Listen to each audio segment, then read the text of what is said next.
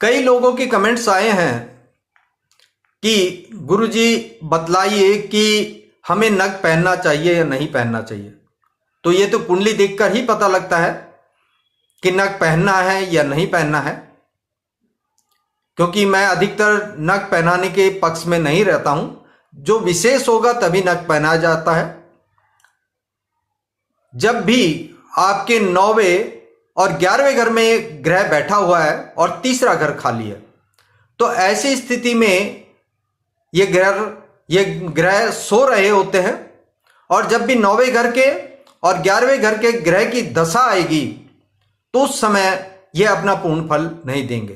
तो ऐसी स्थिति में आपको नग पहनना है, लेकिन वो कौन सा नग पहनना है? जो भी आपकी कुंडली के 9वें घर में और 11वें घर में ग्रह बैठे हुए हैं, उन ग्रहों के मित्र ग्रह की आप नग पहन लीजिए। वह आपकी उंगली में धारण होने से कुंडली के तीसरे घर में स्थापित हो जाएगा। और तीसरे घर की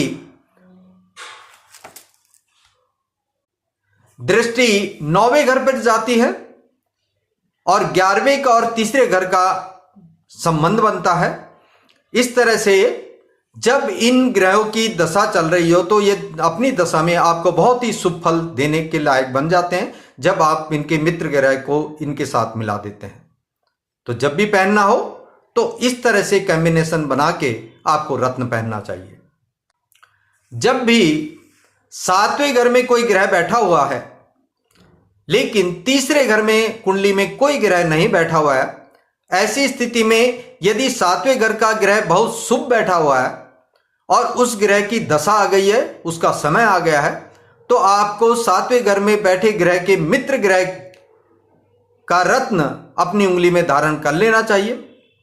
उससे यह धारण करने के बाद उस व्यक्ति की पति पत्नी का रिश्ता बहुत अच्छा बन जाएगा। प्रेमी प्रेमिका है तो उसका भी रिश्ता बहुत अच्छा बन जाएगा और आई चलाई बहुत अच्छी हो जाएगी। यानी कि जो पैसा हाथ में आना शुरू हो जाएगा तो बहुत ही अच्छी तरह से आएगा, यानी खूब धन धान्य भी ये 7वां घर देगा आपको। तो इस तरह से आप रत्नों को पहन सकते हैं। या फिर कुंडली में कोई योग बन रहा है तो तब भी आप रत्न पहन सकते हैं।